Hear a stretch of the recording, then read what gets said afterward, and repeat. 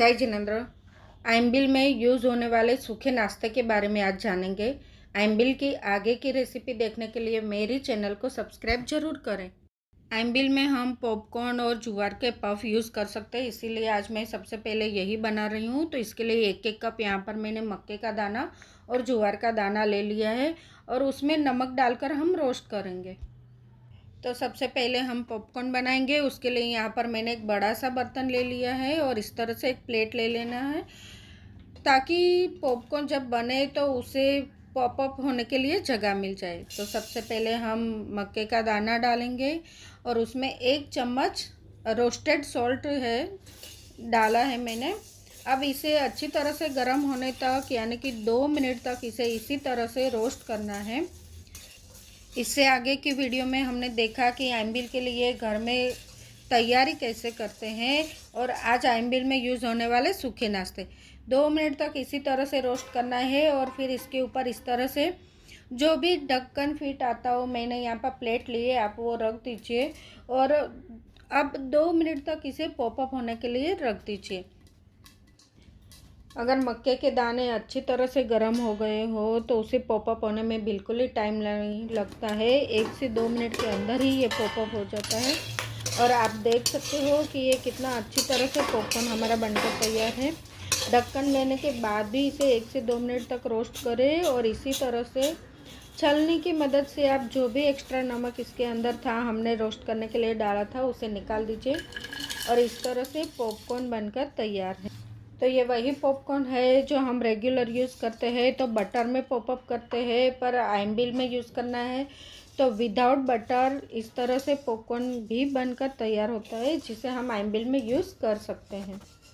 और अब हमें अलग से नमक दूसरा लेने की ज़रूरत नहीं है। अभी जो पॉपकॉर्न बनाया उसी में ही जो नमक बचा हुआ है उसमें ही हम ज्वार के दाने डाल देंगे और ज्वार को भी इसी तरह से 2 मिनट तक रोस्ट करना है। ज्वार के पफ को भी 2 तरह से बना सकते हैं। एक तो ज्वार को भिगोकर भी बना सकते हैं और बिना भिगोए भी बन सकता है ज्वार का पफ।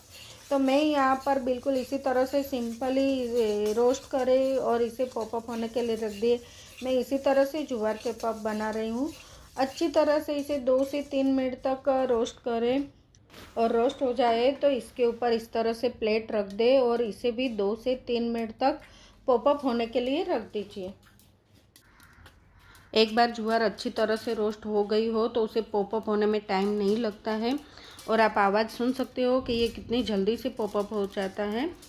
अब ये 2 मिनट होने को आई है और पॉपअप हो चुके हैं, तो एक बार खोलकर चेक कर लेते हैं। और अब ये देख लीजिए आपकी कितना अच्छी तरह से ज्वार के पफ बनकर तैयार हैं। इसे भी इस तरह से छान लीजिए और निकाल लीजिए। आइमबिल में हम पॉपकॉर्न खा सकते हैं, ज्वार के पफ खा सकते हैं, मुरमुरे भी इसी तरह से बनते हैं।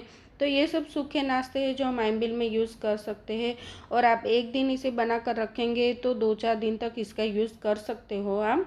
तो अगर घर में आइमबिल कर रहे हो तो रोज़ रोज़ इसे बनाने की ज़रूरत ना, एक दिन बना लिया तो आप रोज़ यूज़ कर सकते हो। और अब मैं भी सूखे नाश्ते में बना लेती हूँ गेहूँ का खाखरा। गेहूं का आटा लेना है।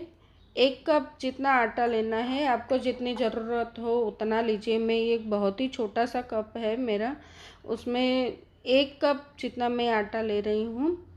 1 कप में से 3 से 4 गेहूं के खाखरे बन जाते हैं। जब हमें घर में ही बनाने हो तो जितनी ज़रूरत हो उतना हम बना सकते हैं। उसमें थोड़ा सा नमक डाल दे और पानी डालकर आटा गूंद लीजिए। इसका आटा ना ज़्यादा नरम होना चाहिए और ना ही तो ज़्यादा कड़क होना चाहिए, बिल्कुल पराठे के आटे के जैसा ही गूंदना है। और इस तरह से ये आटा गूंदकर तैयार है। बिल्कुल इसी तरह से रखना है, ज़्यादा नरम नहीं होना चाहिए और ज़्यादा कड़क भी नहीं होना चाहिए। और इसमें से अब हम पेड़े बना लेंगे। यहाँ पर 4 खाखरा बनाना है, पर पहले मैं 3 पेड़े बना रही हूँ। और जो बेलने के बाद हम शेप के हिसाब से कट करेंगे और जो एजेस बचेगी उसमें से एक और खाखरा बन जाएगा। और इसे आटे की मदद से इस तरह से बड़ा सा बेल लेना है। आप जो आपको जो साइज़ पसंद हो आप वो साइज़ के हिसाब से बना सकते हो। मैं यहाँ पर थोड़े साइज़ में छोटे ही बना रही हूँ और इस तरह से मैं शेप दे रही हूँ ताकि खाखरे का शेप जो है वो सेम इक्वली लगे। इसके लिए इस तरह से मैं कट कर रही हूँ और जो एजिस है उसको निकाल दें। और इसी तरह से बाकी के खाखरे भी बेल लेने हैं और सभी खाखरे इस तरह से बेल लेने के बाद इसे रोस्ट कर लेना है। रोस्ट करने के लिए एक बात का ज़रूर ध्यान रखें कि गैस की फ्लेम को स्लो ही रखना है, बिल्कुल ही फास्ट ना करें। और इस तरह से हमें बार बार पलटकर इस तरह से रोस्ट करना है ताकि इसके ऊपर ज़्यादा डार्क कलर या जल जाना या ऐसा कुछ नहीं होना चाहिए। बिल्कुल इसी तरह का लाइट ब्राउन कलर का हो जाए तब तक हमें रोस्ट करना है। और इसी तरह से मैंने यहाँ पर बाकी के भी रोस्ट कर लिए हैं। तो ये खाखरे जो है ये आप आइमबिल में यूज़ कर सकते हो। और आइमबिल में सूखे नाश्ते में मैंने रोस्टेड बेसन सेव, उसका भी वीडियो मैं पहले ही अपलोड कर चुकी हूँ। आप ये रोस्टेड बेसन सेव भी अगर एक दिन बनाकर रखेंगे तो आइमबिल के दिनों में आप इसका भी यूज़ कर सकते हो सूखे नाश्ते में। तो चलिए अब घर में रहकर जब आइमबिल कर रहे हैं तो देख लेते हैं कि घर में कौन कौन से सूखे नाश्ते यूज़ कर सकते हैं। तो यहाँ पर पॉपकॉर्न बना लिया है, ज्वार के पफ बना लिए हैं, मुरमुरे हैं जिसका भी हम आइमबिल में यूज़ कर सकते हैं, और दालिया का दाल है, इसका भी हम यूज़ कर सकते हैं। जो चटनी में इन सब चीज़ों में यूज़ होता है वही हम सूखे नाश्ते में भी यूज़ कर सकते हैं। और रोस्टेड बेसन सेव है। आप इन सभी सूखे नाश्तों का यूज़ कर सकते हो। और ये जो मैंने थोड़े से अभी गेहूं के खाखरे जो बना लिए हैं इसका भी आप आइमबिल के दिनों में एक दिन बनाकर रखोगे तो यूज़ कर सकते हो।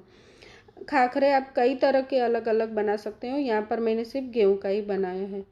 तो सिंपल, इजी और आसानी से घर में रहकर हम इन सभी चीज़ों का आइमबिल के दिनों में यूज़ कर सकते हैं।